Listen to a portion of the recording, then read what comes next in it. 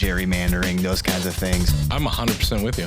The weakest link is still the user. Yeah, we have a dire free speech issue with Google.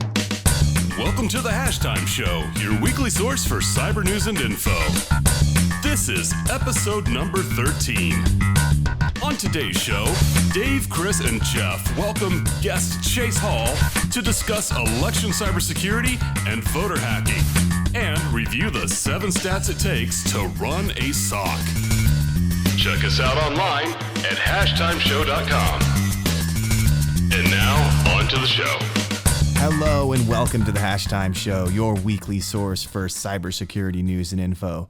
I'm one of your hosts, Chris Vincent, and across the table once again, I have Dave Norlin and Jeff Marshall. And today, we have to welcome our special guest. Actually, we don't have to. We're glad to welcome our special guest, Chase Hall, who runs our engineering and development team here at Data Shield. Welcome, Chase. Welcome. Thanks, guys. Glad to be here. Golf clap for you. Yeah. So we brought Chase on this week. We wanted to talk to you. You have an extensive background in kind of elections, and we want to talk a little bit about how cybersecurity impacts that. But before we get into that, I wanted to kind of let the listeners get to know you in our first segment called Getting to Know You. And I wanted to have you kind of give us your backstory, Chase. Yeah, so I started in technology, in 2009, and worked for Harley-Davidson for a year or two, working basically as support for global systems, working in a manufacturing plant in Kansas City. Worked a lot on the different kiosks and workstations that manage the robots there. So that was pretty cool. And then from there, I went and worked at a financing company and supported about 900 users that managed loans and financing for various individuals and companies throughout really the U.S. and then in Puerto Rico. So that was interesting as well. Ended up doing a lot of data migration and such in that job, where we moved a bunch of data centers and merged them all together. So that was a manual experience. See, none of that's on your LinkedIn. Team about 5. You're blowing my mind right now, man. Yeah. With this new revelation of your background. Yeah, I'm not real good at keeping up on LinkedIn. Needless to say. Well, that's cool, man. I didn't know you had that diverse of a background. So not to cut you off, I know you want to probably have more to tell, but from a Harley, how's the culture working at Harley? Oh, it was great, honestly. It was definitely a fun place to work. It was, I was there probably 6 to 7 days a week because I enjoyed it, but yeah. Okay, cool. So anything else exciting? What's your favorite color? Favorite color? Purple. Okay, interesting. I wouldn't have pegged you for purple. Yeah. Why purple? Why purple? It's the color of royalty, right? So I just like the deep dark purple, not so much the light colored purple. Okay, not crayon purple. Yeah. Got it. Okay. Well, cool. Yeah, so you've been with Data Shield for how long? Almost 2 years. So moving your way up quickly, making your way up the ranks. Yep, started as an engagement manager here, and moved into a development program manager, and then became the manager of R&D, and now director of engineering and development. Yeah, you're the only guy here that really manages 2 almost kind of independent departments all in one. Yeah, that's true. And actually, it's kind of splintering a little more because that engineering side is more infrastructure, customer engineering and configuration, and then there's sales engineering, and so all that team's kind of broad. Absolutely. Well, cool. I'm happy to have you on. I want to ask you a couple more questions, and then I want to get into our deep dive discussion of the week. So I wanted to ask you, you worked at Harley, you worked in tech. What made you choose cybersecurity? What made you choose Data Shield? Really, it started with my experience in elections. So I was also an account manager and software manager for voter registration software that we had voter registration installed over about 12 to 15 states across the nation. And, with all of the hacking and the implications of cybersecurity around the elections and such, it just seems like it just was going that way, and it just kind of happened on its own, really. I didn't really choose it. It chose me. Got it. Okay. So I'm going to ask you another question. This could be whatever you want. This is open-ended. I wanted to ask you, what is the most interesting emerging technology that you see? And this could be cyber-related. This just could be just personal related, whatever you think. Really the microservices, the containerization, that as a whole is really intriguing to me. I think it's going to go further and further as time allows and people figure it out more and more because of the, accessibility, and it really reduces maintenance times having these things set up as in that way. And it just the way that it's blowing up really because it's everywhere now. Interesting. Okay. So, Dave and Jeff, I know you guys are good friends with Chase, so having you guys interview him would be silly because you guys talk all the time. But is there anything else you think that Chase should tell the listeners? You did kind of cut him off and not let him go into the background of elections. I know. I did. Well, we're going to get there. Sorry. Well, let's get there right now then. So my other question was, before your Data Shield, you were a technology and account manager dealing with election systems and software. So tell us a little bit about that, and that'll tee up our next conversation. Yeah, I spent about 5 years at ES&S, which is the largest election company in the nation, if not the world.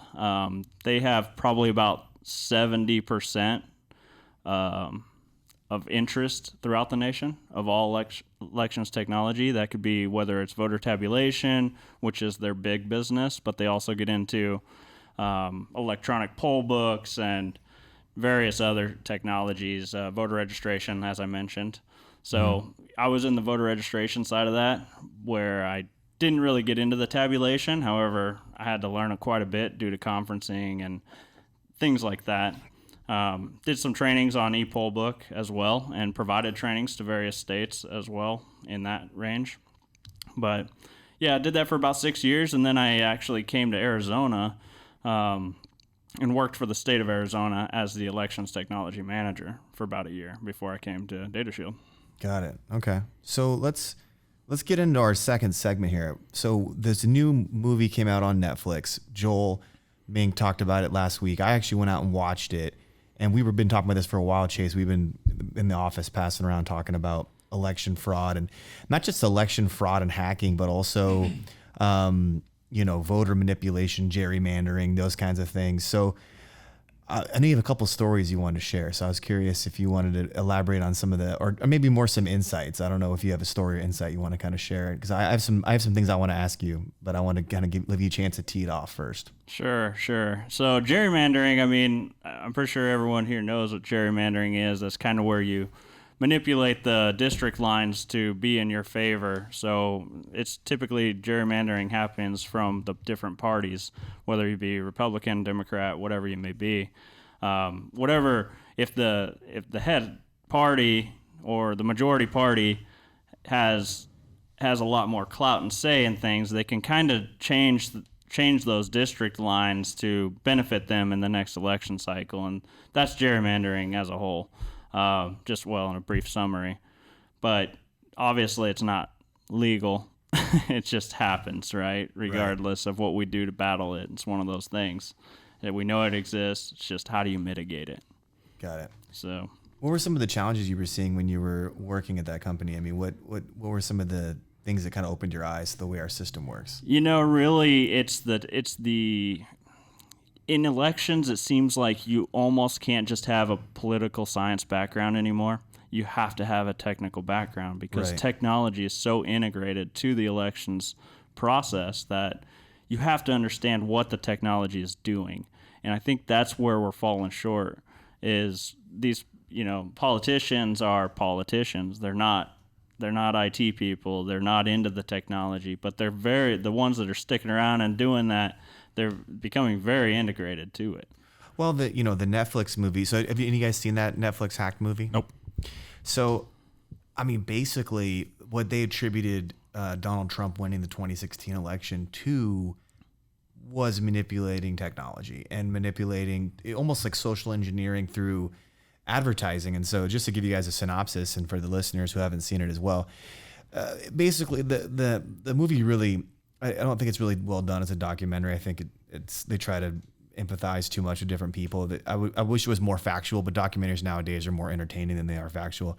But just wait till our movie comes out. Our movie's going to kick ass. So with Cyberdog. Our movie's a true story. It's going to be a true story, yes. With Cyberdog? Cyberdog's a true story? Can't talk about it here, but it will be. It's going to be encrypted. It's the untold story of Cyberdog. of Cyberdog. Sweet. So in the movie, basically, this company, Cambridge Analytica, they're one of these companies. They're a data analytics company. And what they did is they had a lot of ways of extracting data or pulling data. Some of it was illegal. Some of it wasn't. Some of it was as simple as doing a Facebook personality quiz. And basically what you're doing is giving them a profile of you. And then that combined with the data sharing they did with Facebook was the big one they targeted. They were able to basically build voter profiles, and not just in the United States, all over the world. And so what they were able to do is through some data mathematics and data science is figure out in the swing states who are the most likely to be influenced of the people. I think they called them the influenceables or something like that, or the suggestibles or something like that. They could have a name for them. Actually, that was the name. And so Donald Trump's campaign hired Cambridge Analytica, and they had embedded Facebook people it was kind of funny because then they showed Mark Zuckerberg on Capitol Hill denying that, which is kind of funny. But Donald Trump was spending. By the way, denying things that are true always come back to bite you. Right. And so Donald Trump's campaign was spending over $1 million a day on Facebook ads, and they were using Cambridge Analytica to highly target it to individual users who could be swung. Not just like general ads, like specific stuff. If they knew this person was maybe triggered by gun violence or different things like that, or elderly, they were showing the different advertisements where it would crooked Hillary and feeble Hillary and all this different stuff. It was really fascinating. And so we were just talking about that, Chase, before the podcast. He said that's basically gerrymandering in a much more global sense. In a way, yeah, sure. You're not redistricting, but you're manipulating the majority to be in your favor, right? So, yeah. But at the same time, if I came in here every single day and complained about one person and told you how great another was, after a while, your mind starts to think, well, maybe I'm wrong. Maybe that person's right. Yeah. So it's just about manipulation. I look at it. I mean, I looked at the whole thing like, well, he just played the right game at the right time. He just hired a company. He had the money to spend, and that's how our system's set up, whether you like it or not. It's not like it's, that's what it is. Yeah. The fascinating thing to me is that when you look at some of these social networking platforms, I mean, they are tools for control, whether you deny it or not. I mean, and those keys are held by certain people, certain influential people that have the money to pay for these campaigns and get the message out there, know these tech billionaires like Mark Zuckerberg and others of those ilk. And I feel like the irony here is that, well, he used those tools and people didn't like the outcome. Like he took their tool set and just bent it to his own will. So really the anger shouldn't be about the outcome. It should be about the fact that those tools were either misused or twisted to ends that people didn't like or were unfair. And it's my issue with the whole thing is this happens everywhere in every industry, right? So you go back and it used to be movies that influence things and TV shows, and now it's YouTube and social media, right? Kids nowadays, whatever's on YouTube that these YouTubers are wearing and purchasing, like it used to be, hey, I want to go buy this Adidas or this because of this. Now all kids want to do is they want to buy merch from YouTubers. Right. I mean, it's just about social media and how it's changed the way things look at things. So if you can utilize social media to promote your brand, that's the same thing. I mean, is that not exactly what Obama and his campaign was known for? Yeah. So in the movie, the gal they were kind of demonizing as this Trump person worked on Obama's campaign before. It's the same exact and that's concept. why they hired her, because she was so effective at doing it for Obama. Exactly. And she was this really interesting. She was an interesting character. She kind of did a whole sob story thing. It's like that's how companies do business, and so we're going to complain that a politician, who by the way is a businessman, utilize business resources to do this. I mean. And really, the laws just can't keep up with the technology, right? So we have all this new social media, different ways of communicating, and the media even has different tools of spreading messages out at a wide spread. And the laws themselves and the law writers, they can't be on top of it, because the development of technology is so rapid that our laws only get developed every twice a year in some cases. Yep. Yeah, you guys joke with me about my copyright stuff and some of the web pages I've done, but It wasn't until the last couple of years when companies really started to get on top of their trademark stuff being used on websites. And for a long time, I was able to get away with a lot. And a lot more nefarious people were as well. And we're just now, 10 years later, starting to catch up with, hey, you can't just buy jeffmarshall.com. You know, I mean, I guess if you're Jeff Marshall, you can, but you can't buy a trademark. You can't just go out and buy AutoZoneBenefits.com, to use our favorite example. AutoZone has a trademark of AutoZone, and they're more likely now to have the systems and the laws to be able to quickly shut you down. Whereas in the past, the internet was more Wild West. So that his comment on the laws made me think of this article I read the other day that was pretty interesting. But, you know, I mean, laws can't keep up with laws, let alone elections and technology. I mean, there's stupid laws that are still in effect. Like, did you know in Arizona that there's a law that you can't feed garbage to a pig unless you have a permit? In California, you can have as many frogs as you want as long as they're deemed for a frog jumping contest. Hell yeah. But if they die, you cannot eat them. I mean, if you go read some of these dumb laws, it's hilarious. I mean, it's like the fact that these are laws that are still in our books is absurd. Yeah, why aren't they just expunged? Yeah. We have this system it's steadfast, which is good because you can't just go knee jerking. But the problem is it's kind of too stiff in some ways, and we kind of rely upon laws that were written 100 years ago when technology was totally different. Well, even the new laws that are being written, who's to say they're right? Because they're written by politicians. Again, people who know a lot about political science, and they're very intelligent people, but they don't know the technology. They don't understand the technology in the depth that maybe they should before they write a law. Yeah, I agree. One thing I wish about the hack movie they would have gone more into, that everybody kind of sleeps on. Everyone's demonizing social media right now. Oh, Facebook, Twitter's doing all the, is letting hate speech. There's a lot of they're banning people they shouldn't ban. There's a lot of social media talk, but everyone kind of gives Google a pass. And like we talked about before, Google is sort of Skynet. Yeah. And to your point, Dave, with the big companies get the power, if you are just an independent, you want to have an independent political, political talk bros podcast or whatever, you're going to have a hard time getting out there. But if you're one of the big news syndicators, you have a big staff, you have a Google index that's thousands and thousands, or not 100,000 pages, what you put out there, your propaganda, if you want to call it that way, is going to flow in Google. So people are going to be Googling stuff and seeing you in the top stories. And Absolutely. I don't have very little power to be able to show up. Yeah, we have a dire free speech issue with Google. I mean, they literally control the flow of communication. Whether or not they control the message is another thing, but they control how you access that information. And, regardless what you think of like Matt Drudge and the Drudge Report, I mean, this guy started like what was basically a curated news aggregator site that kind of hewed toward a certain political viewpoint. I mean, Google could destroy that if they wanted to. Sure. They could find a way to, lower access to that. There's all sorts of methods you could use to marginalize websites, things like. But to the point of our previous news reporting could go away if they wanted it to. Yeah. Absolutely. But to the point of our previous podcast where we were talking about Bing and other things, nobody says, let me go Bing something. Let me go search for something. They say, let me Google it. Yeah. Right. It's because the positive outweighs the negative. Yeah, it's part of our vernacular, and the service itself is fantastic. I mean, I will be honest, I am a Google fan. I like a lot of their products. I have a Google phone. I mean, it's a cost benefit analysis. I mean, what am I getting out of the service versus what am I You've weighed the risk, and you believe the positive of capabilities outweighs the negative. But also I don't have anything to be afraid of. I keep my viewpoints very private. I don't go out there espousing them. I don't have anything to be concerned about.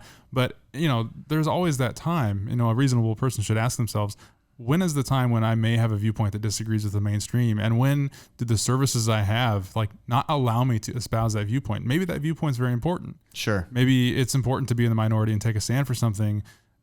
And if we have a system that is ran by people who can very easily marginalize and hide and smother that viewpoint, then that's a problem for free speech, for a free society. It is. When I first started my career doing internet marketing, I would be in the Warrior Forum and stuff, and there would be, oh, Google sucks. We hate Google. They're monopolizing the internet. And it's like, I used to have that mentality originally, but after a while, I'm like, if it wasn't for Google built my career. Like the fact that it exists, and also being a Google AdSense publisher paid for a lot of my bills. So I'm totally dependent. I was dependent upon Google for a long time for my personal survival. And it's created a lot of opportunity for people like independent content creators, people that want to do YouTube videos, people that are wanting to do their own blogs and different things. But it's not all good, right? There's some bad that comes with it. But I think to your point, I just don't know how we really, they're independent. They're at the end of the day, they're a private company. They can do whatever they want to do. They can do whatever they want to do. It's the reality. And that's the danger. Like if you consider, I'll pull my ancient history card here. Look at how the ancient Greece city-states, the ancient Greek city-states performed democracy and how public interaction worked. Literally anybody, regardless of how crazy they were, could go up and speak in the forum. Now, they might get shouted down if the majority thought that their viewpoint was ridiculous, but there was always an access to that public forum. I mean, we now live in an era where that access is brokered by this gigantic, massive third party that is impenetrable even by the government now. So it's just, we live in a scary time, I think, in that regard. Yeah. We'll all look back someday and with hindsight and be like, oh yeah. But it's like, who would have predicted cell phones would have gone the way they've gone? There's just everybody, it's the paradigm has shifted around technology to go more portable and mobile and just change the whole world. So, All right. Well, Chase, did you have anything else fun? Any fun stories? Anything else interesting to add around election fraud? Anything we didn't cover? Yeah. The 2016 elections. There was a lot of talk about Russian hackers and all of that. So I had my experience where being integrated with elections at that time. At that time, I was still at ES&S and not at the state of Arizona yet. But Arizona was actually one of the states listed that was potentially hacked by Russian hackers, right? Oh, okay. We were working with FBI to go through the voter registration systems and things like that. And it came to light, and I think that's public information. So they didn't actually penetrate the system. However, they did harvest some expired credentials from one of the counties, in the state. Interesting. And so how they did that was by phishing.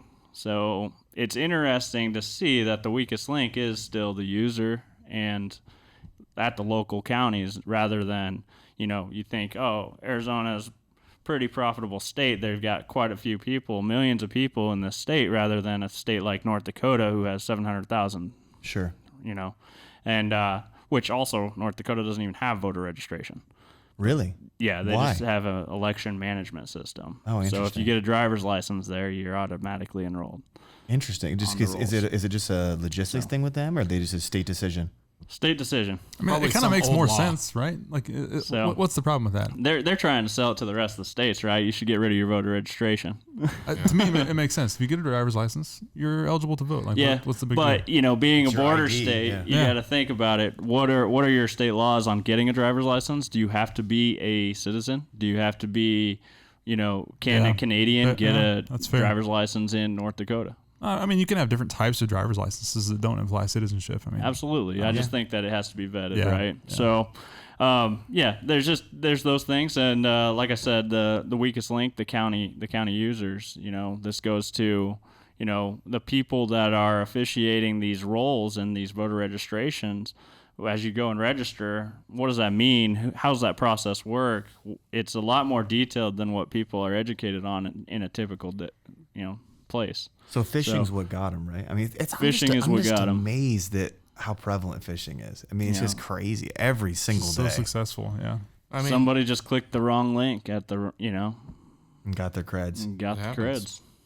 Crazy. You look at, you got Canada, you've got India, you've got all these other places that are saying they're being targeted, they are targeted. India's got 800 million voters. For them to keep track and go through that is very difficult. Right. So, I don't think this is like something that's going to go away.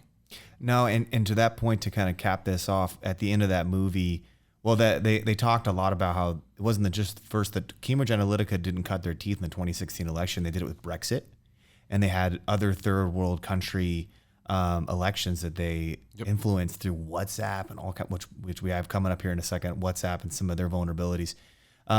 Spoiler alert. But Cambridge Analytica is not the last big data company that's going to allow people or entities to influence. Oh yeah, it's just the one we know about right now. One we know about. So yeah, I think it's going to continue to happen. I think it always comes back. We always talk about user education and hygiene, cyber hygiene. we all know I'm not cyber fit, so I have to work on that. That is true. So I like that you're not cyber fit. Are you implying that you're fit? Yeah, I'm not cyber fit. That's He for hasn't sure. been to the cyber CrossFit yet. Yeah, okay. Well, we're gonna open it. How much do you cyber bench? Well, cool, Chase. Anything else, brother, before you get out of here? No. I mean, unless you guys have any other questions about anything you're curious about. What's your favorite movie? Favorite movie? The Adventures Probably of Cyberdog. The Equalizer. The Really? first one. Okay, That's a good little outside very the box specific. thing. You're throwing some curveballs. Purple Equalizer. I like it. Yeah. I like it. Cool, man. Just like keep you guys on your toes. Appreciate it. I thought, what was really going to jog these guys' minds when I answered some questions? No, I didn't have any. I didn't have any insight to these questions. Well, we appreciate it. I'll play your outro music, Chase. You can't hear it because you don't have headphones on. Yeah, sounds great. All right, buddy. Thanks. All right, I appreciate thanks. you. Thanks.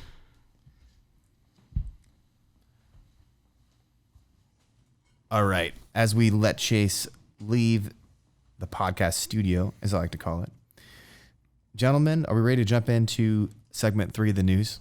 Sounds good. Let's dive in. All right. Headline number 1: Vulnerabilities in WhatsApp can allow attackers to intercept and manipulate user messages.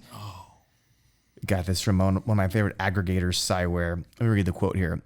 Researchers from Israeli security company Checkpoint have identified 3 attack modes in WhatsApp which can be exploited to intercept and manipulate user messages. So, WhatsApp, very popular social messaging app that, like I mentioned a minute ago, was used by Cambridge Analytica to influence one of the elections in South America. I forget the exact country. And they were using it to basically serve ads because there's advertising on WhatsApp, right? Within the app itself. I think so. I haven't been on there in a while, but I'm pretty sure there is. Yeah, we probably shouldn't talk on this, about this, but my someone I know basically said there's certain avenues that you should go start advertising on, and they're building advertising platforms for things like TikTok and Tinder, and things like that. So, wherever there's an app that connects people, there's gonna be something that serves ads or information. Ads suck.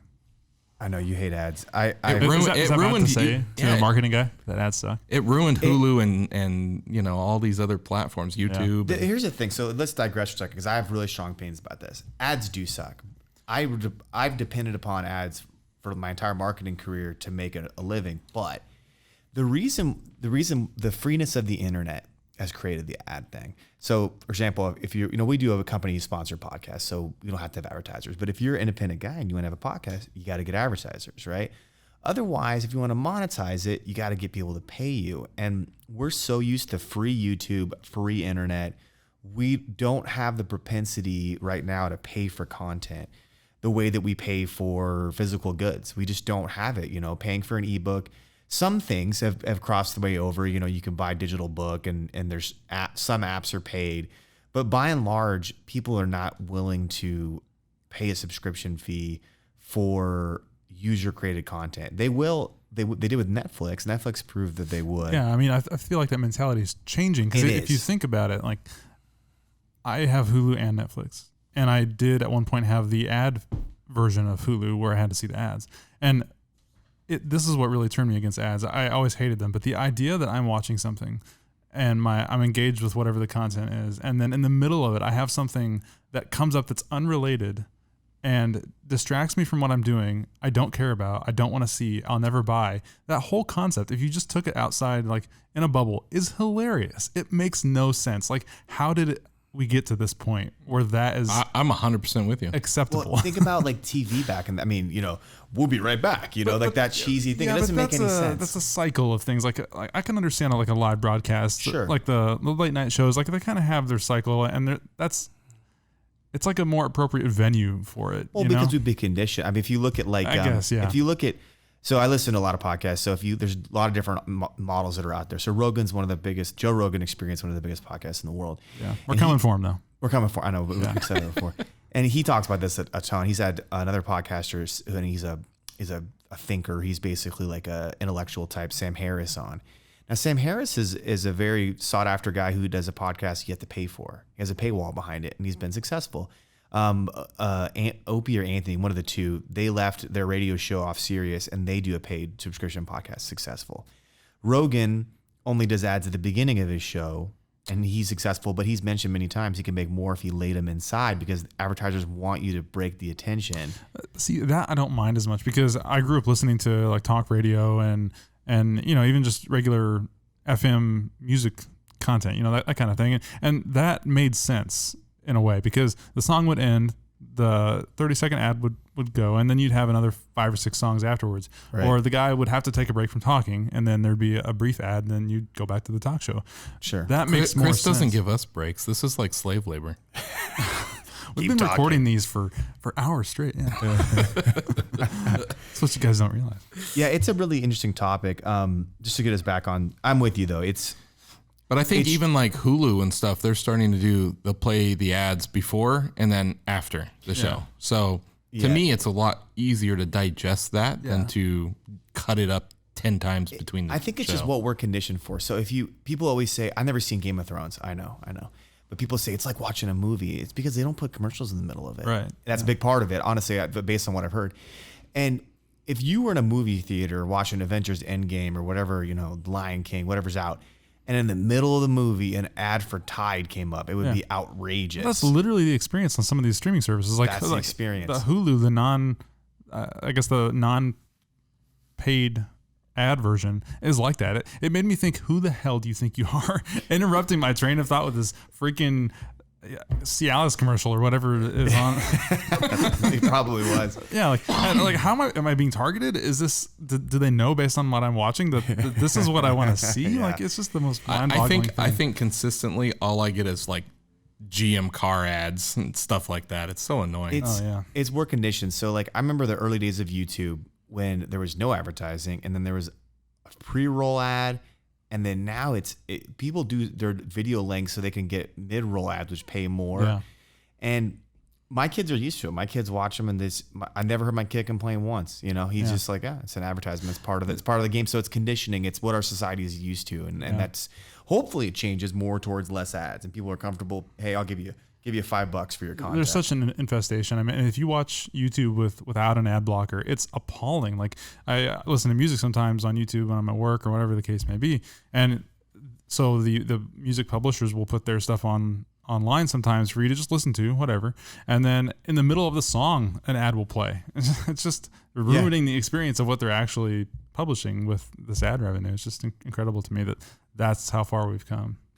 Yeah. And so it's, that's part of, so bringing it back to our news. So, the WhatsApp stuff, believe it or not, was all leveraged off social engineering. And it sounds a lot like, this is just another piece of being able to influence people, get in, steal their credentials. I'm not sure what manipulating the user messages, I don't know what they're getting monetarily out of that. That's my question. I don't really know what that means. Or if this is just simply a Cambridge Analytica situation where they're going to use that information later on to sell it to the highest bidder kind of thing. I mean, if you can intercept and manipulate a message en route, then I could intercept a message from someone that you would expect to receive something from, put a link in there saying, hey, check this out. And then you click it, and then it's a link to a ransomware or something like that. Got it. And then you can steal the money and all the credentials that way. Yeah. Jeff, is that the plot of Superman? That's what I say. Are you okay there, Jeff? You were doing something. I keep hearing like this weird sound in the background. I was trying to figure out if it was me. Am I breathing too hard? Well, I breathe hard, but yeah. No, it's there's some weird sound in the background. It's probably from Chase's mic. Yeah, I have his mic muted. Let's mute that mic. How about that? Is that better? Muted all the signals? I don't know. Okay, cool. All right, moving on to, wrong button. Headline number 2. North Korean cyber ops reportedly stole $2 billion to fund weapons programs. What? Can't believe this news. Got this from Dark. That's not North Korea that I know. If I had to fund my weapons program, that's how I'd do it too. Steal the money. So matter fractions of pennies. Is this Office Space? The plot? So here's the quote from darkreading.com. North Korean state-sponsored hackers have stolen a reported $2 billion from banks and cryptocurrency exchanges over the past 3 years, using the cash to fund nuclear weapons research, according to Reuters report published this week. So, yep. Sounds par for the course for North Korea, right? Yep. Next story. No, I'm kidding.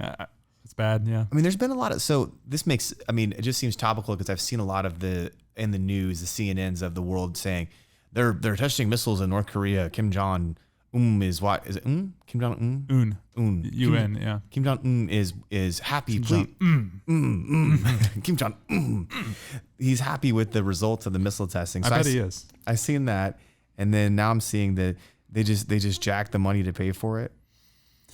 Yeah, I mean, we need to call on Team America, fix this situation. Team America, World Police. Yep. I love that theme song. It gets me so excited. America. Can't sing it here. You can't sing it. It's not appropriate for the podcast. You know, I mean, I would say if you see a trend across our customers, more and more people are just imposing block lists to embargoed countries. I mean, it's really just it is what it is. Do you block the full country? I mean, is it just full block on Korea? Yeah. I mean, a huge. I'd say the trend of our customers is going more and more to that. We have a bunch that have done that for quite a while, but you know, you're starting to see more and more people go, "Hey, I'm just going to block these countries." You know, it'll stop the low effort types of attacks, but any serious attacker is going to go get something in like the Netherlands or the VPN, or something where there's a big internet hub that you just cannot block based on what you need for your global operations. Yeah. Whenever I use this security plugin for some of my WordPress sites called WordFence, and they're one of the biggest ones, and they show you the countries that where you're getting attacks from, and a lot of it's China and Russia and North Korea, but then it's the low hanging fruit. A lot of it will be the U.S. though too. Like that'll be, and I'm just guessing there could be hackers. I'm sure there's hackers in the U.S. as well. Yeah. There definitely is.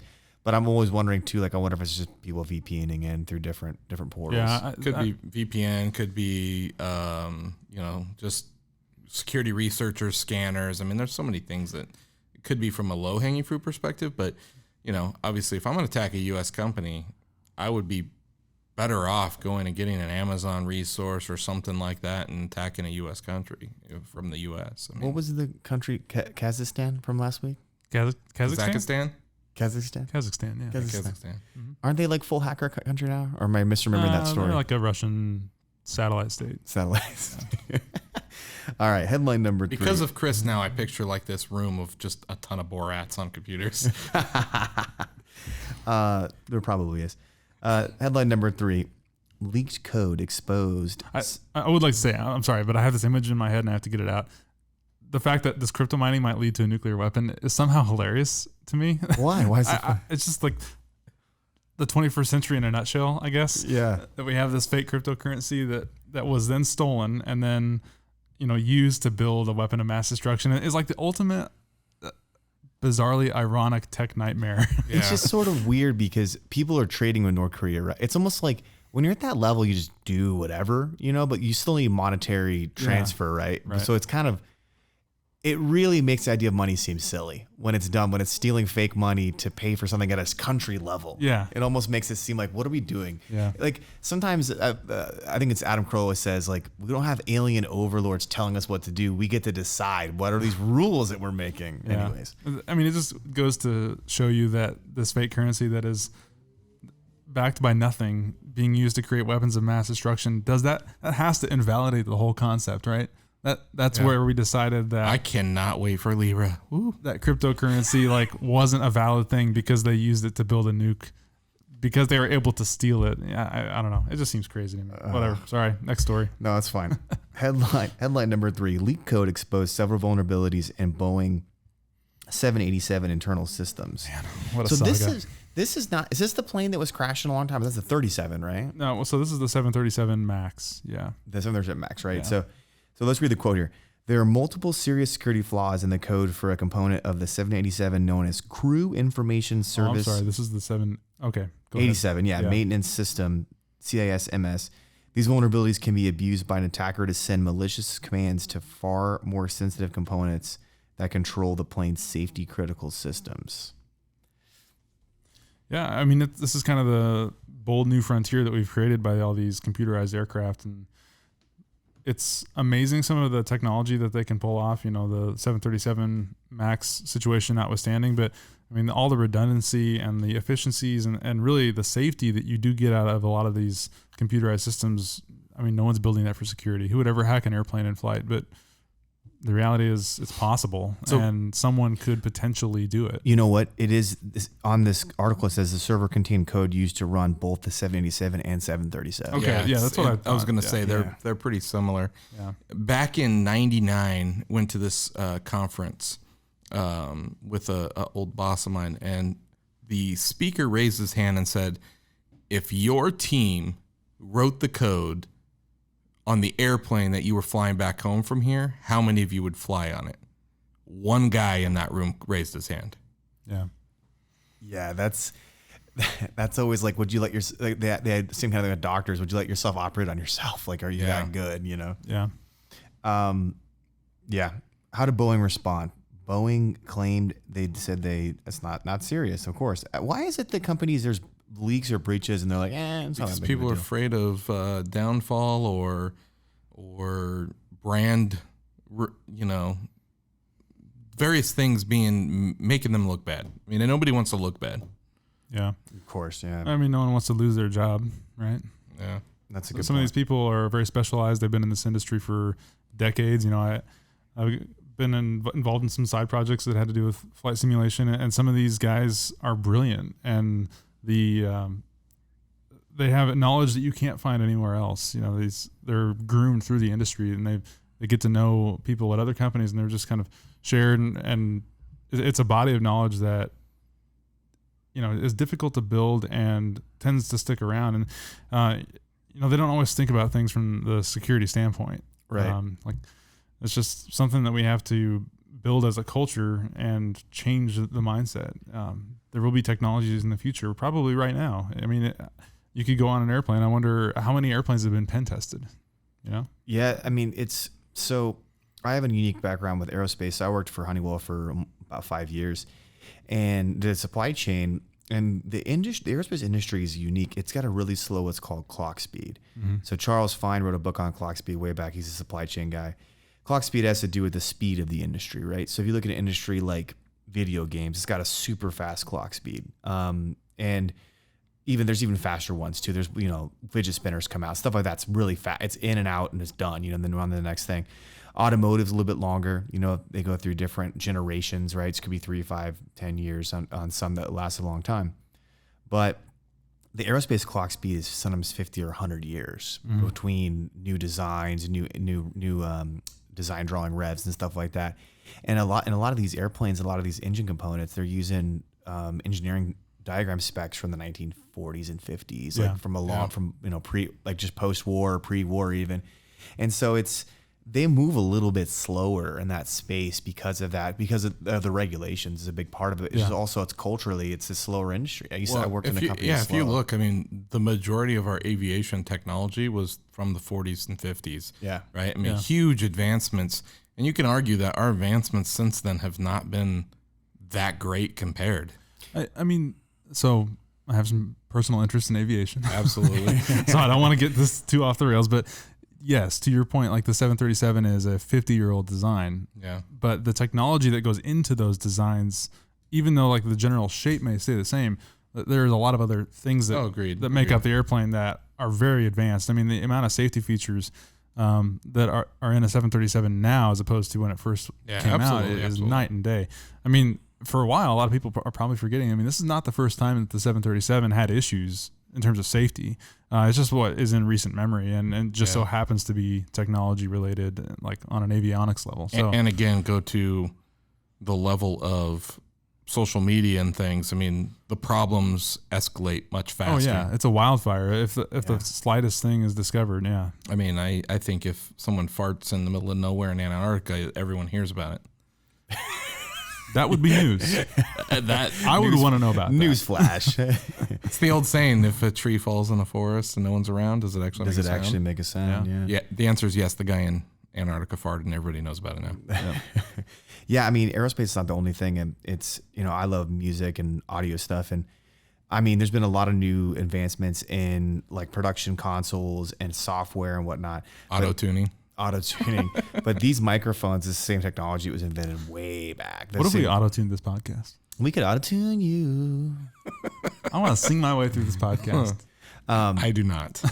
Yes, you do. It's basically the same capsule technology in condenser mics since they were invented. And with guitars, I mean, it's largely, there's some new changes to like where they do bridges and stuff now, but like it's been the same for a long time. I mean, there's a certain truth to if it's not broken, don't fix it, right? Like, right. There's how many different ways can you make a microphone work? Probably like only a couple, right? There's three, really. Yeah, Yeah, there's three main types. Yeah. And no one is probably going to invent a new microphone design in the next 50 years. So what's it going to look like? Yeah. The same microphone you're using. I mean, the same thing with aviation. We've got a couple different types. We've got helicopters and we got traditional airplanes. There's like a couple drone things in there recently, but like that shape's not going to change anytime soon. So what do we got? The same thing that we had 50 years ago. Now, I mean, we're talking about hypersonic flight and that kind of thing, which was discussed 50 years ago. Like, you guys have probably seen like kind of the retro sci-fi type posters of, supersonic transportation you'll get from Hawaii to New York in 30 minutes. Like that was proposed, it was valid, and we designed some airplanes like the Concorde that could do that. But only now is the technology finally catching up to where like that might actually be a reality in 10 to 15 years because we can do it now. So you can do it now. It's just going to be very, very, right. very expensive. Technology that we can do it now with, and also not, put ourselves into bankruptcy. Have you guys seen Interstellar? Yes. Yeah, it's one of my favorite movies. It's such a good movie. Yeah, it's fantastic. Can you imagine that movie with ads riddled through it? Imagine watching Interstellar and an ad comes and interrupts you. A profound, beautiful, emotional movie. Let's buy some drugs and fix your high blood pressure. I think the part. By the way, you want a new GM? Yeah. Spoiler alert. I think the part when he goes like inside of like the wall and like puts the message back to her. I think I got a little misty eyed during that part. I'll be perfectly honest. But it's funny because that's how I always envision it. Is like, we're gonna find another Earth, but you can't live there. Yeah, it's such a great movie on so many levels. Sorry, I apologize for the cursing. I'll bleep you out. Don't worry. It's such a great movie on so many levels. I'm talking about getting misty eyed, but like that end part when he is going to steal one of those ships right after his own daughter has told him to go find Anne Hathaway. Yeah, that he marooned on that planet. Oh man, it gets me every time. It's great. It's brilliant. Sometimes when those movies are like real epic, I get misty-eyed when it's not even a sad moment. I feel the impact. That's what film does to you. It's I think crazy. There's some universal, human truths that we tend to feel. On a side note, did either of you guys see Wreck-It Ralph or Wreck-It Ralph Breaks the Internet or whatever? I'm just taking this in a whole different direction. No. so they're like virtually in the internet, right? And they're traveling around. There's just ads popping up in front of them and stuff. No, just made me think of that. I'll have to see that. Ads popping up. Yeah, they're fighting him back or something like that. Yeah. Isn't that where they got like a bunch of Disney licensing and there's like stormtroopers and like a bunch of other Disney things in that? Yeah. Yes. I think I have seen bits and pieces. John C. Reilly has got a lot of range. That's all I'm going to say. Was he in that? He's the voice of Wreck-It Ralph. Oh, okay. Yeah. He's got a lot of range. Okay. All right. Well, that's it for the... Wait, do we have one more for the news, Dave, you wanted to add in? Well, this is going to be for Breach of the Week. Okay. Breach of the Week. So let's do this. So, because we're getting short on time, let's go to...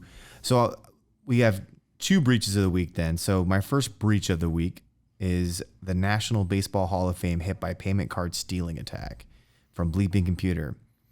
The website for the National Baseball Hall of Fame in Cooperstown, New York was hacked to include a malicious MageCart script that stole the payment information of customers who purchased items on the site.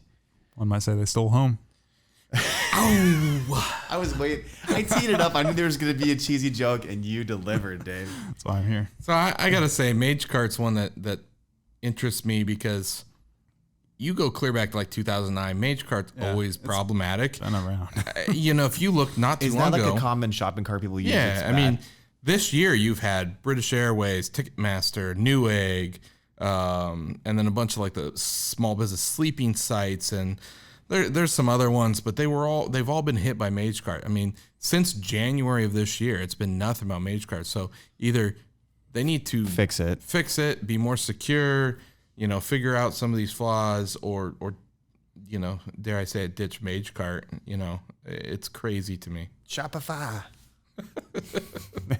Yeah, so not everybody's selling YouTube merch. Yeah, not everybody yet. So that is. That's our breach of the week. I had another one as an honorable mention. But let's talk about yours, Dave. What did you have? I mean, it's pretty big news. Capital One had a bunch of PII leak. Capital One? Oh, I've never heard of them. Oh, okay. What's in your wallet? Well, most of people will probably know what Capital One is. You know what's funny is what happened with the breach? What are the details? Yeah, go for it, Dave. Gosh, put me on the spot. They got hacked. You got hacked, bro. No, so my bigger question is, did it affect Jennifer Gardner? Because if so, I'm going to be very sad. Oh, yeah, that would be unfortunate. She's a very Poor attractive Jennifer's lady. She used to be the spokesperson for Capital One. Oh, okay. I didn't know that. I didn't know where you're going with that. Yeah. Wasn't it Alec Baldwin until he punched a reporter? Something like that. And then they're like, you're out. Yeah, so the hack occurred March 22nd and 23rd, which, by the way, this is a whole separate conversation, like the disclosure discussion. How soon should you be mandated to release that you've been like hacked? It feels like, again, these giant companies are somehow exempt from this. They get to wait a long time. You know who doesn't wait? Who? Bodybuilding.com. But see, that's the ethics of a security program, is that you have a plan to discuss when this happens. But anyway, I digress. Credit card applications as far back as 2005 were leaked. The breach affected around 100 million people and 6 million people in Canada. So it's a bad time at Capital One. Okay, well, check your wallet and make sure Capital One's not in there. All I would like to say, there's another news article that says Elizabeth Warren is probing Capital One. I saw that. I don't want Elizabeth Warren probing anything. Oh, he's got his Capital One. Jeff, for the listeners, Jeff just busted out his Capital One card. Oh my gosh. You got 2 Capital One cards? And a bank account. Damn. All right. You're at risk, Jeff. Absolutely. So to that end, have you gotten anything from them saying, oh, hey, by the way, you got hacked in March? No. Really? Just an email. I did get an email. All right. Guys, we're running a little bit long, but do you guys want to jump into segment number 5 or save it for another time? I mean, I don't mind going long. Is there like a limit? Like, hey, your podcast can't be over X? No, we could do a 7-hour. I met these guys. They wanted help from me. They actually, because, before I worked here, I did independent marketing consulting. And I met them recently. And they're like, we want to hire you. I'm like, I can't. I have a full-time job now. I work and do marketing for a company. And they're like, well, just talk to us for a little bit. I'm like, I'll talk to you guys for like 5 minutes, because they're doing a metal podcast. A metal podcast. Old guys talk about metal, like the music, like right? aluminum. Oh, yeah. Okay. Yeah. All right. Carbon. So they talk about metal, and it's like 3 old dudes, and they talk about like really obscure death, like stuff I like real obscure death metal, like Japanese. How old are these people? Grindcore. They're old. They're like in their late 50s. Okay. So interesting. Metalhead guys, and they play some heavy stuff. He's like, dude, this is gonna be heavy. I'm like, bro, you don't understand how heavy. I go heavy, bro. Like, don't worry. Bro. Is there a measuring scale for how heavy you can get? You can get heavy, and so, but they do 7-hour podcasts, 7 hours, because they play music. So they'll do like the history of death metal, and it's a 7-hour. It's like a radio show. They do. How often do they do this? It's like once a week now. It's No crazy. kidding. They do a whole day Because it's hard enough to keep up with like 2 podcasts for me that release something every week. Yeah. I mean, It's hard enough for me to record this one once a week. 7 hours of content every week, that on top of whatever else you're watching. I couldn't Especially get when through Chris it. doesn't give us breaks. I know. you got to be a real believer. I didn't get through it. But it's like a radio show. So it's their thing you more put on in the background. Like I used to listen to Howard Stern in the morning when I worked at Honeywell. We had the little Sirius box, and it's like a 4 or 5 hour show. And you just kind of in and out listen to it, Yeah. So yeah, but anyways, they have 60,000 listeners already. That's crazy. Isn't that When crazy? did they start? Like 2 months ago. I don't understand. You're failing, Chris. What's I know. happening? What do we need to change about this? We need to talk about Japanese death metal. I don't know anything about it, which makes me an expert. Just like cybersecurity. So, Ouch. so to answer your question, there is no length on podcast. We can go however well. So I was mostly teasing you, but yes. I know. I figured you were. All right, let's jump in. So last segment of the week, and I thought this was really relevant. We've touched around a lot of this over the last 12 podcasts or so, but I wanted to go through, because Dark Reading put out this article, and they called it 7 Stats That Show What It Takes to Run a Modern SOC. And I wanted to go through, we've talked a little bit about, I asked you guys before, like, how would you rebuild a SOC? It was about cloning Dave and, starting with Which happened, by threat the way. intelligence. And It was not the Dave that you heard to begin with. So as long as we don't get the multiplicity, Dave. No. let's go through real quick what they had outlined. So let me pull this up. Their first bullet point, which is sort of kind of probably not a shocker, was staffing, right? So when they're saying staffing, they said in here, I want to ask you guys about this. The typical SOC. Now, I think they're talking about companies that have their own SOC, right? Not outsourced SOC. There's actually some parts on outsourced SOC here, but they said the typical SOC has 2 to 5 analysts. That's it. I would say it's probably lower than that. I'd say it's probably 1 to 3. Really? Yeah. And then they put these brackets like 10 to 15,000 employees has 6 to 10, and up to 100,000 has 11 to 25. And then companies with over 100,000 employees have SOCs of 26 to 100 analysts. Is it like the NSA SOC? You've got 100 analysts in there kind of thing? I mean, that'd be like Capital One. Capital One, yeah. Maybe like a whole command section of of like an armed forces, like the Army. Yeah. Would have something like that. Really? In their security operations center. Yeah. I wonder why you know that, Dave. Read your bio.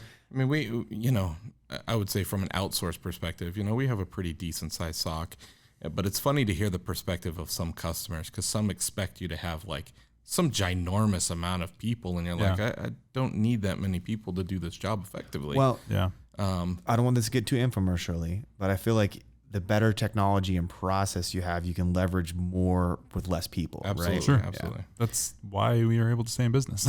That's because of the automation and all the technology behind it. Yeah. So interesting. So staffing levels was number 1. So number 2 was, and I'll just say, I think all that's high. I mean, I've seen a lot of companies at this point. I think that's high. Yeah. Based on what I've seen. I think it's a little high. Okay. Yeah. Well, that's good to know. Number 2, budget. That's really broken into 3 categories: investing in technology, so SIMs and similar tools; staffing, obviously being able to pay your analysts what they're worth; and then automation. Yeah, I mean, I would tell you, tools are expensive. They're mostly deployed incorrectly. They require way too much management overhead, which requires more staffing. Security industry is lacking skill in people, so salaries are going up. Right. Negative unemployment rate. You've got certain level of staffing that you need to keep depending on whether it's all internal or you're outsourcing. So you've got either operational expense for an outsourced company, or you've got internal employees who you have to staff 24/7. So, some of the stats, if you look like Ponemon, it's couple $1 million just to staff a SOC, a basic SOC. Right. And then you've got technology investments. We all know technology is expensive.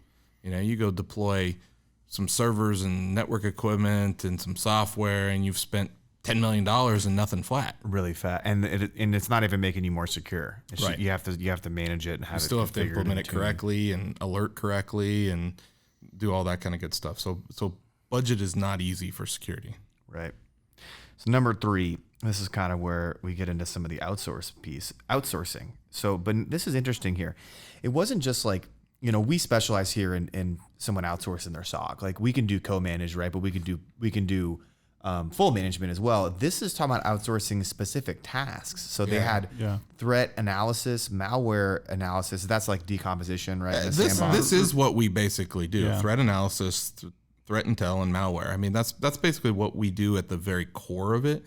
I would say before I came here, I've spent a lot of time in both corporate SOCs as well as, large enterprise distributed company SOCs. And I've always been a proponent of outsourcing because you can't ever afford to do what you need or want to do.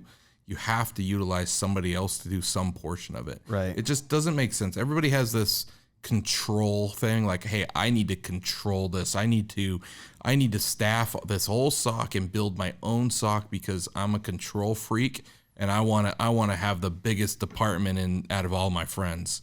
Right. I mean, that's the way I view it. So there's always some level that you have to outsource that risk, divert your risk somewhere else and have somebody help you out. It's about being able to, and I don't mean to like put this negatively, but it's about being able to paint a target on someone else's back. Like the liability that a company may take on by having customer data and also having to monitor it may be too much for them to handle. Plus run their normal business, whatever their business is. So it's about shifting that responsibility, shifting the blame, for lack of a better term. That's really what they're doing.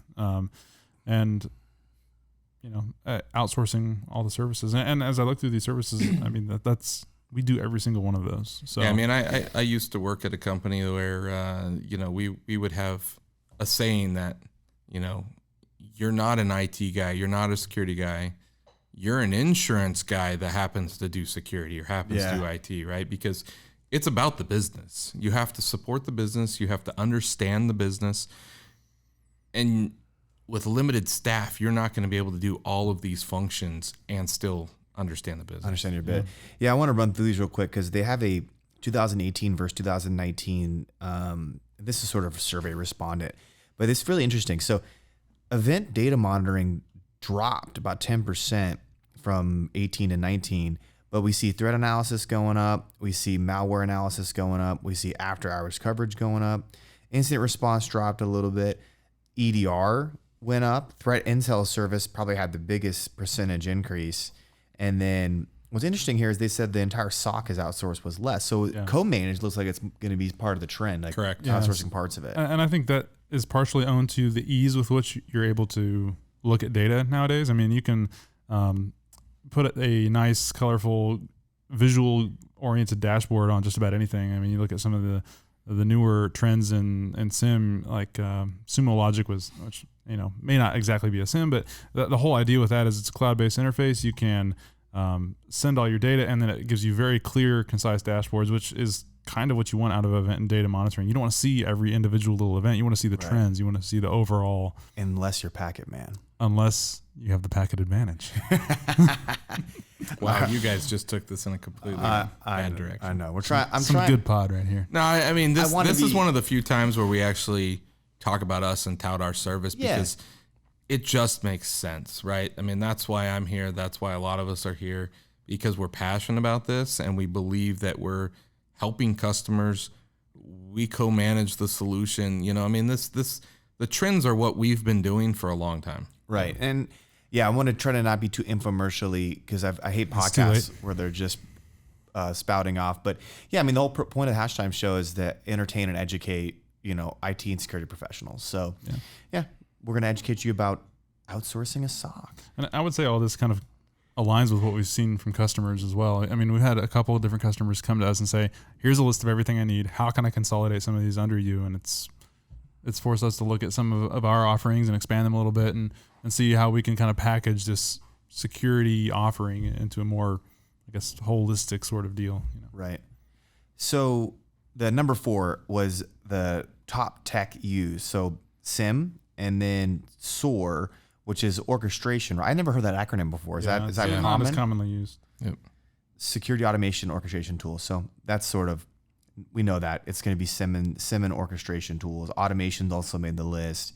Workflow tools. Okay, number 5. I would just like to say there's a portion on that chart that's like, don't know. It all happens in the cloud. Yeah, it does say that. Is there really? I haven't read that article. 16 respondents, super honest. Don't hire know. those people because they'll tell you the truth. That's hilarious.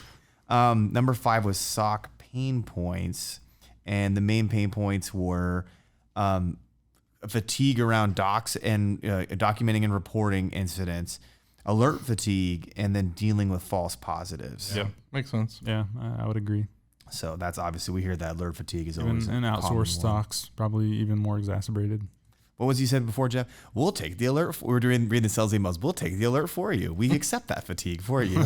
That's why you're so tired, man. That's why your headshot looks so tired, right? Oh man, don't even start on me. You got that alert fatigue. Okay. Number 6, SOC and NOC relationship. So that's, I agree, because this, especially as you start looking at trends, people, as Dave pointed out, are wanting more consolidation. They're wanting more cooperation and more of that SOAR. They're wanting more orchestration and automation. And when they have it outsourced to 2 separate groups, not having a collaboration there really means that the company has to funnel the thing, right? So for instance, ADT has a NOC. We utilize our NOC services, we're able to take an alert, escalate to the NOC, and they can make an action where the customer doesn't have to get involved unless it doesn't match one of their run books. Right? We're sort of and we're sort of lucky too because we're a forensic MDR provider, and then we have a knock, and then we knock. Who's there? We have a knock, and then we have we have sort of a sock knock. We sort Dave's of have not here, man. We have a third company over in North Carolina, where SDI is, that does some MSSP, some forensic services, some NOC, right? Is that sort of accurate? Yeah. So we sort of offer all three, which is kind of interesting, allows us to leverage. Shout out to Data Shield. That's got to go. Are we a separate entity from Data Shield now? We just isolated three of us? Shout out to ADT. I don't know. This is the Hashtime Show. We are no longer affiliated. So this company contracted us to do a podcast. Where's my check, Chris? That's hilarious. All right, last one before we go too far off the rails. This is something we talked about a lot. We always struggle with proving SOC value with metrics. Oh my God. We've talked about this a million times. Let's talk one more time about metrics. Metrics are hard in general, for everybody, and everybody has different metrics. We've talked about this in previous podcasts, and we're going to choose to pretend that we didn't talk about it again. Yeah. Metrics are hard. Everyone has a different idea of what they want, and very few people have a solution. So. Yeah. This is just to cap this off. So they said the key metric has been like number of incidents handled, and they're trying to push towards... What value does that provide you? Yeah, they're trying to push towards what's the monetary cost per incident. What we're trying to push towards, what my focus is ROI, because it's hard, IT in general, it's hard to show ROI on IT. It's kind of a sunk spend area for a lot of CFOs. They know they have to invest in it. They don't want to. That's why they buy cheap tools in a lot of cases that can't do what they need to do. But in some cases, like if you have a government contract and there's a security requirement, outsourcing of some SOC activities is an ROI because it allows you to keep the contract. And if you do the proper... But at the same time, everybody wants metrics around not just your operations, but how are you providing value to me? We as an example, we've been drastically enhancing our metrics and doing those exact same things. We're able to provide, per incident and what costs would be and compare and blah, blah, blah, blah, right? But customers still ask, if I fired you, what's it going to cost me?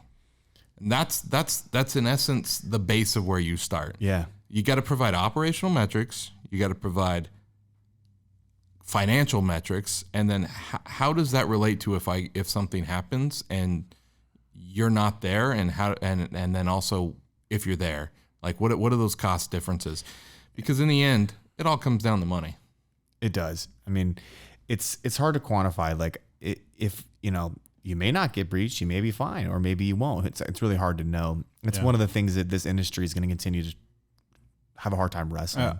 We have been talking about metrics since I've been here, and I'm going on 4 years at Data Shield, and no one has cracked it yet. I'm sure we'll come up with a new metric set.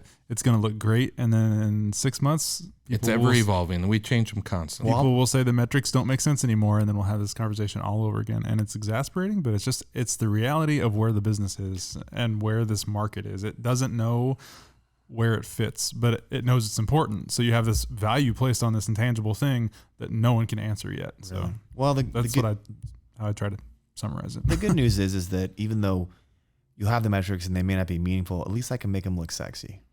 That's what you got now with me here. I'll make your metrics look sexy.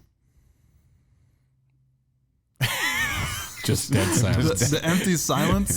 Just staring at Dave, saying sexy it's awkward. Sorry, Dave. All right. Anything else, guys? No? No. I think this has been a very long and good podcast. A successful podcast. It's a shame we didn't get any breaks. I know. I'm sorry, guys. You're officially on break. And for the listeners, we appreciate you tuning back in. This has been Chris, Dave, and Jeff, and we'll catch you next time. See ya. Bye. Thank you for listening to The Hashtime Show. Check us out online at hashtimeshow.com. Just wait till our movie comes out. Our movie's going to kick ass, so. Our movie's a true story. I mean, you can't talk about it here, but it will be. Yeah. It's the untold story.